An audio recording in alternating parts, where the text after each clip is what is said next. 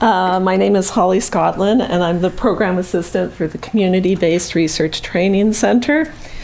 Today I'm talking about our two-day CBRT Summer Institute from last summer. It's almost coming up. It's like 3 weeks away from today for this year. The slides I've put together are all photographs of the workshops that we did last year at the Summer Institute, and along with some of the quotes and feedback from some of the participants. Okay, so what is the CBRTC? First of all, for those of you who don't know, it's, as the name suggests, pretty much a training center for community-based research. Our home is the Department of Urban and Inner City Studies at the Merchants Corner campus on Selkirk Avenue. And the CBRTC is jointly funded by the University of Winnipeg Research Office and the Manitoba Research Alliance. And it's also just on the verge of becoming an official university institute, so we're very excited about that. Okay. Throughout the year, we offer free skills-based workshops and presentations of current community-based research projects funded by the MRA. We also offer classroom outreach lectures. I've been to Ainsley's class a couple of times now. New this year, we are also offering students an opportunity to collect micro-credential badges for completing skills-based workshops in CBRTC. And every May, we hold a two-day experiential learning workshop intensive called the Summer Institute. That's slide 3.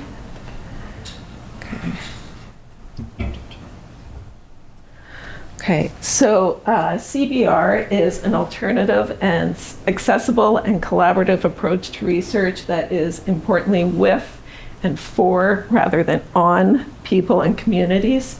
It's a big tent that offers unique opportunities for collaboration between students and academics and community organizations. The core principles of CBR include that community sets the priorities of the research. It's always community-based. Research is participatory and collaborative at all stages of the project.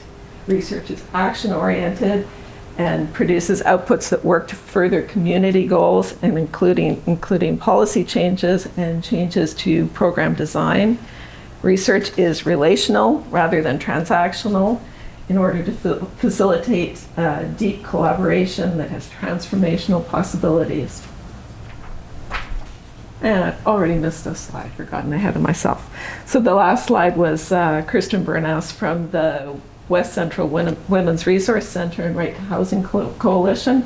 And this one is one of our panel discussions. This is our student panel discussion moderated by Professor Ryan Bullock. And the 2025 Summer Institute offered panel discussions, skill building presentations, and also experiential learning workshops with hands-on activities led by a number of different University of Winnipeg professors, as well as some community researchers from a variety of different backgrounds that use CBR in their work. Where the EL funds came into, or we used our EL funds, it's a fairly low cost 2 days, but there's close to 40 participants now involved, so feeding that many people, and also some honorariums for non-academic presenters and the panelists. Okay, our first experiential learning workshop was how to write an op-ed for policy advocacy. And this workshop was presented by Dr. Shauna McKinnon. And it speaks to the core principle of CBR research, that it needs to be action-oriented. An important part of knowledge mobilization is publishing research in forms that are more accessible to beyond academia. And writing op-eds and other articles for publication in local newspapers is a really good way to bring research to a public audience.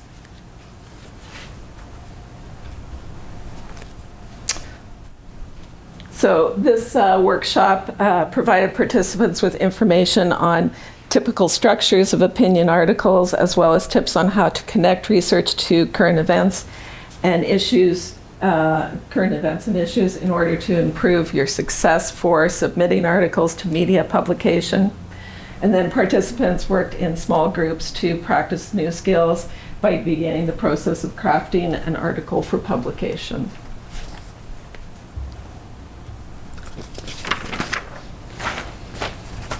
So over the last 4 years, we found that the best way to structure the Summer Institute is to have content presentations and panel discussions from community and students working with CBR in the morning, and then we leave the full afternoon to apply those learnings and deepen understandings through hands-on and small group activities. So this was the second morning. This was Dr. Patricia Fitzpatrick, presenting for cultivating partnerships and working together for evidence-based solutions.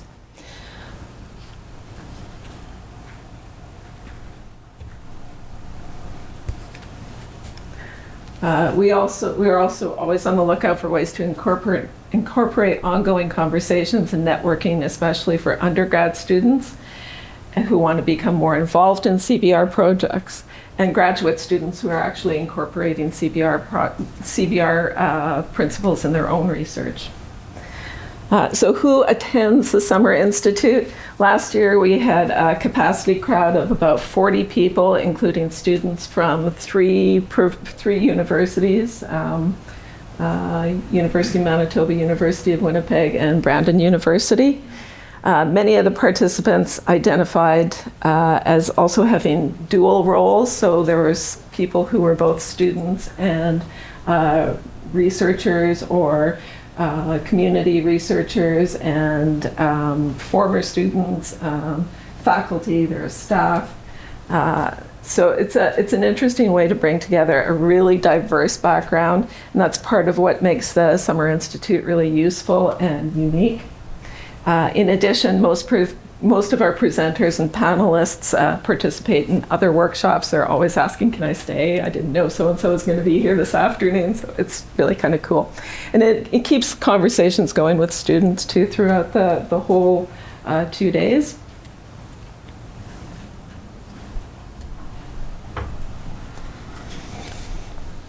Okay. And on our second day, we actually had 2 hands-on workshops.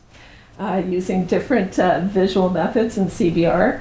It was presented collaboratively by Dr. Kevin Walby, I think he's up in the corner there, from the Department of Criminal Justice, and also visual artists Natalie Baird and Toby Gillies, who do CBR research using visual arts.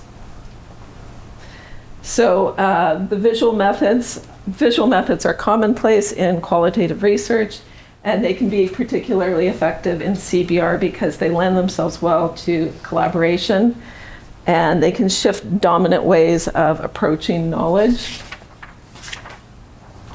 Also, visual methods are useful for planning from the outset of a project how that knowledge will be shared, so it goes back to knowledge mobilization and how the community is using the outputs of the project. So the workshop started with an introduction to the critical and collaborative visual methods that the researchers and artists had already used in the past. Our focus this past year was particularly on the counter-visual and exploring the question of how can CBR researchers use visual approaches like mapping and screen printing to bring to the surface and to share insights that challenge dominant understandings of a place, space, or problem. There was also an opportunity to consider kind of the positive and negative aspects of public spaces. What is there that we tend to overlook and that we miss sometimes, versus what is missing, what used to be important but is no longer there. And after the introduction, participants chose between either one. Oh, that actually turned out better than I thought. I wasn't sure about that slide. Participants got to choose between two different workshops, and they were a little annoyed that they couldn't go to both. So we're working on ways of increasing capacity for future events. So one of the workshops was counter mapping, and the other one was screen printing. So, and after we finished the two projects, we came back together and we did a little reflection and talked about the results and the findings. So the counter mapping workshop participants traced the physical and built landscapes of places that were important to them, taking turns exploring what can be seen and visualized, what is visible and invisible in relation to questions of power in the place. So I think this one was, there's Lord Selkirk area, St. John's, Jefferson, Seven Oaks, Garden City, that area. And then the screen printers used introductory techniques to engage with the theme of hope in the inner city spaces. For participants, the results were embodied, emotional, and practical. They reflected on individual and collective expressions, visual regimes of power, and co-creation of knowledge, and they left with tools that they can use in their own work. And there's some of the final screen printing things. This bottom one is my favorite. It's A World Without Borders. It got a little bit cut off there. So some of the things that I like best about the Summer Institute are it teaches really important soft skills that are transferable to almost any sort of work setting such as collaboration and communication, a respectful cooperation and learning from each other's in group settings, and learning from people with a diverse set of backgrounds. And the other thing I really like about it is I can't think of any other place where tenured faculty get to work beside first-year students in groups, and they're essentially equal. They're learning things together in a lot of cases, and I think that's just so cool. It's great for the students to build confidence, and I think for instructors too, it's really how to see things a little bit differently. And it's also a fantastic opportunity for networking and understanding the community-based organization ecosystem in Manitoba. I didn't talk very much about the community-based organizations that were there last year, but there was the West End Central Women's Resource Center, the West Broadway Tenants Committee, the Eco Network, I think. And there's some final thoughts from the participants from last year's Summer Institute. And for next steps, as I said, we're really at capacity last year. This year we had to close registration down for the event after only being up for a couple of weeks. We're literally going to have people hanging off the rafters. We're not sure what we're going to do. But it's wonderful to see. It's not very often that you get that kind of support and feedback from students and from community and from the professors. So it's really fabulous. I think we're maybe looking at doing a third day, like a really informal day where professors and where students can come back and talk to individual professors and things that are working in the industry. And I think, yes, that's the last one. So, thank you.